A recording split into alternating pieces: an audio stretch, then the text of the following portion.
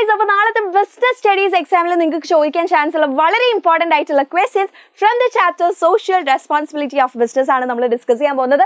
ഉറപ്പിച്ചോ അത്രയും നിങ്ങൾ ഇമ്പോർട്ടൻസ് കൊടുക്കേണ്ട ക്വസ്റ്റ്യൻസ് ആണ് നമ്മൾ ഡിസ്കസ് ചെയ്യാൻ പോകുന്നത്, അതും സിമ്പിൾ ആയിട്ട്.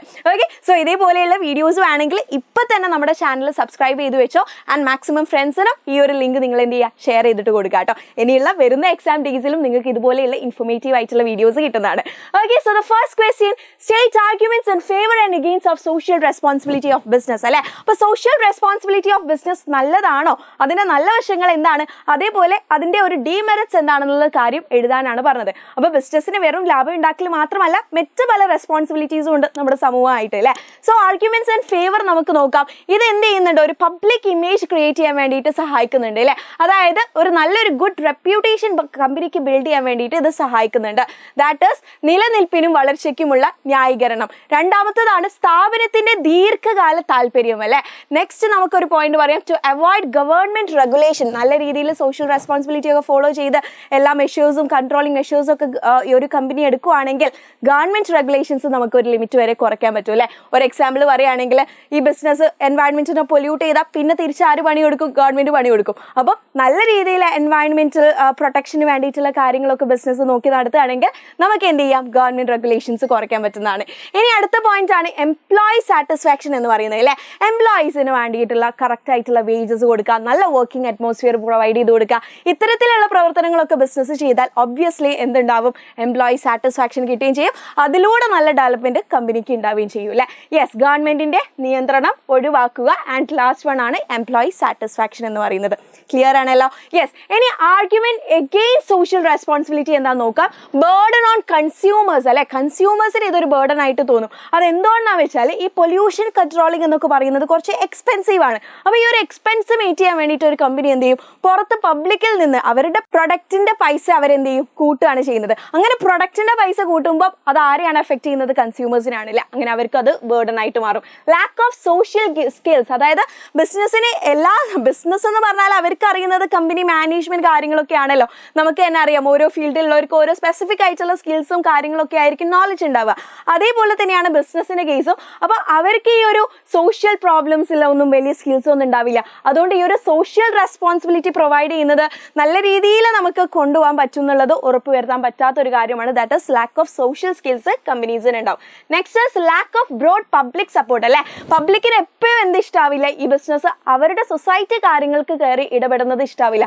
അതുകൊണ്ട് തന്നെ പബ്ലിക് സപ്പോർട്ട് അവിടെ ലാക്ക് ചെയ്യുന്നതായിട്ട് നമുക്ക് കാണാൻ പറ്റും.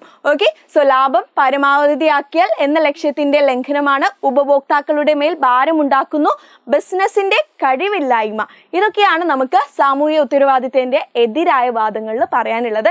എല്ലാ പോയിന്റ്സും നിങ്ങൾ പോയിന്റ് ആയിട്ട് എഴുതിയിട്ട് എന്ത് ചെയ്യുക, ജസ്റ്റ് ഒന്ന് ഒരു ചെറിയൊരു 2 പോയിന്റ്സിലൊന്ന് അതെന്താണ് കാര്യം പറയുന്നതെന്ന് വേണം നിങ്ങൾ എഴുതാൻ വേണ്ടിയിട്ട് കേട്ടോ. സോ ഇത്തരം ഒരു ഫോർമാറ്റിൽ കറക്റ്റായിട്ട് നിങ്ങൾ ബിസിനസ്സിൽ ആൻസർ ചെയ്യുകയാണെങ്കിൽ ഈസി ആയിട്ട് മാർക്ക് സ്കോർ ചെയ്യാം.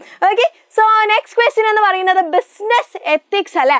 Business ethics refers to moral values followed in business അല്ലെ. ഒരു ബിസിനസ്സിൽ ഫോളോ ചെയ്യുന്ന കുറച്ച് മോറൽ വാല്യൂസിനെയാണ് നമ്മൾ ബിസിനസ് എത്തിക്സ് എന്ന് പറയുന്നത്. അപ്പോൾ ഇവിടെ നമ്മളോട് ചോദിക്കുക എലമെന്റ്സ് ഓഫ് ബിസിനസ് എത്തിക്സ് എന്താണെന്നാണ്. ഒരു 5 മാർക്ക് വരെ നിങ്ങൾക്ക് എക്സ്പെക്ട് ചെയ്യാൻ പറ്റുന്ന ചോദ്യമാണ്. അപ്പോൾ ഒന്നാമത്തത് ടോപ്പ് മാനേജ്മെന്റ് കമ്മിറ്റ്മെന്റ് ആണ് കേട്ടോ. അതായത് ബിസിനസ് ലീഡേഴ്സോട് എന്ത് ചെയ്യണം, അവര് ഫോളോ ചെയ്യണം. ആ എത്തിക്കൽ പ്രാക്ടീസസ് ഒക്കെ അവർ ഫോളോ ചെയ്തിട്ട് ബാക്കിയുള്ളവർക്ക് കൂടെ കാണിച്ചു കൊടുക്കുകയാണ് വേണ്ടത്. Next is code of ethics, അതായത് ക്ലിയർ ആയിട്ടുള്ള റൂൾസ് അബൌട്ട് പ്രൊഡക്റ്റ് ക്വാളിറ്റി ആവട്ടെ, ഹോണസ്റ്റി, സേഫ്റ്റി, ഇതൊക്കെ റിട്ടേൺ അയച്ചു വെച്ചാൽ കുറച്ചുകൂടെ നല്ലതായിരിക്കും.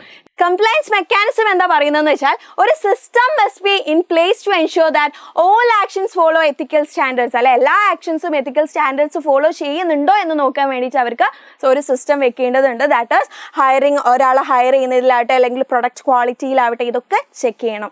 നെക്സ്റ്റ് ഇസ് എംപ്ലോയി ഇൻവോൾവ്മെന്റ് അല്ലെ.